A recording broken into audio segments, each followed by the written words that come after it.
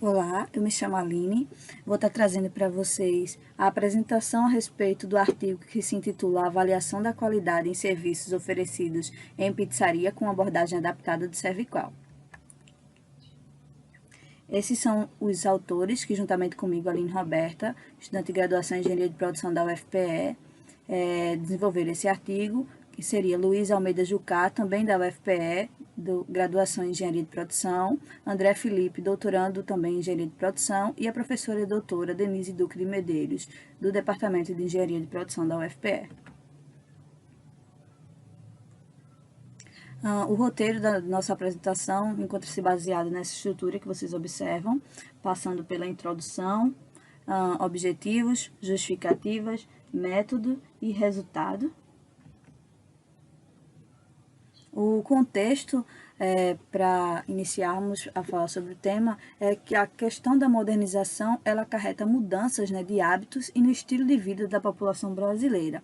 Tendo em vista esse fato, o consumo e a alimentação fora de casa cada vez mais tem se tornado uma realidade. Então, isso leva ao aumento do consumo de fast food, self-service e pratos feitos.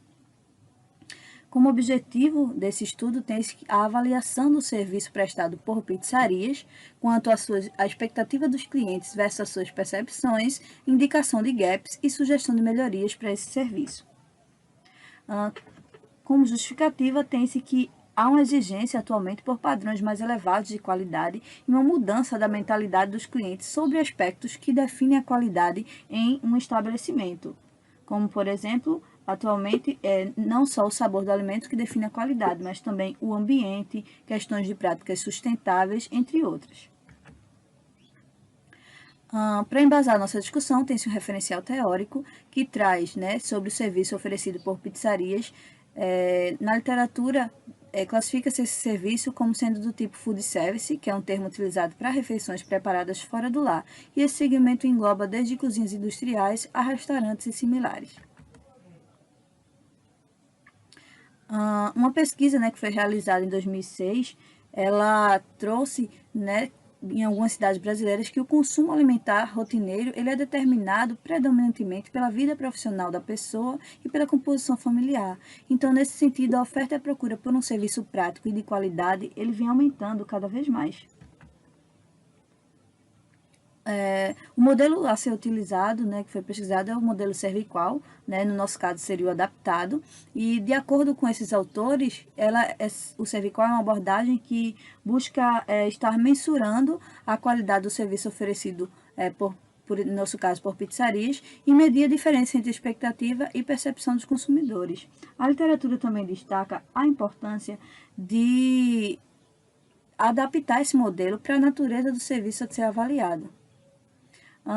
Observamos na literatura que houve uma mudança constante desse modelo, uma adaptação, na verdade. Em 85, o modelo original continha 10 dimensões para avaliação da qualidade, em 88 passou a ter 5, e com o passar dos anos, em 2020, um modelo proposto com 4 dimensões por Melo e Medeiros, foi divulgado, que seria sustentabilidade, a dimensão interação tecnológica, pessoal e também tangibilidade, que abordam questões mais atuais. A metodologia do nosso estudo foi uma metodologia de pesquisa de natureza aplicada, pois aplica conhecimentos da avaliação da qualidade percebida em uma área específica do setor de food service, que seria restaurantes e pizzarias. É uma pesquisa explicativa, porque ela busca identificar a relação dos atributos considerados de relevância para a avaliação da qualidade percebida em serviços e seus efeitos na satisfação dos clientes, e é considerada de abordagem qualitativa e quantitativa. Qualitativa para fazer o levantamento das dimensões utilizadas para avaliar a qualidade percebida do serviço, e quantitativa para análise de dados, já que uma escala Likert de 5 pontos é utilizada no questionário de avaliação de cada um dos itens de cada uma das dimensões. O instrumento de coleta de dados foi um formulário via Google Forms, dividido em 4 etapas. A primeira, para caracterizar o perfil do cliente, a segunda, verificar a sua expectativa quanto à qualidade, a terceira, a sua percepção em relação à sua última experiência, e, por último, uma avaliação global sobre essa última experiência. Aqui trouxemos um pouco sobre a descrição das de cada uma das dimensões, a sustentabilidade relacionada principalmente com, por exemplo, a economia de água e energia, adoção dessas medidas pelo local, a interação tecnológica, né, relacionada à utilização de meios tecnológicos para facilitar a melhoria do serviço, pessoal, voltada para a forma como o funcionário trata o cliente, se cortês ou educadamente, e tangibilidade voltados a fatores tangíveis, como o tamanho da pizza ou a variedade de opções do cardápio. Para melhor, na parte de análise, né, de dados e resultados, para uma melhor análise desses dados, a amostra foi dividida em 4 grupos, de acordo com a renda familiar dos indivíduos. Então, a partir dessa tabela 3, podemos perceber que a média das expectativas de pessoas pertencentes à classe de salário de até um salário mínimo ou até de 1 a 3 salários mínimos, elas são semelhantes entre si. Isso pode ser explicado porque elas pertencem a classes sociais próximas da pirâmide. De mesma maneira, a média das expectativas de pessoas pertencentes à classe de salário de 3 a 6 salários mínimos e acima de 6, elas são iguais entre si, como vocês observam, o que pode ser explicado por pertencerem a classes sociais próximas e consideradas com maior poder aquisitivo. Outra coisa importante observar é que, no geral, as médias das expectativas elas foram altas, acima de 4, independente da classe salarial.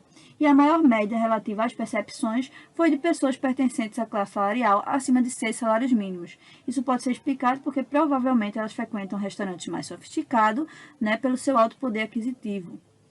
No geral, as médias das percepções elas foram menores que as médias das expectativas, gerando assim, independente da classe salarial, um gap negativo, ou seja, foi esperado mais do serviço do que realmente foi oferecido.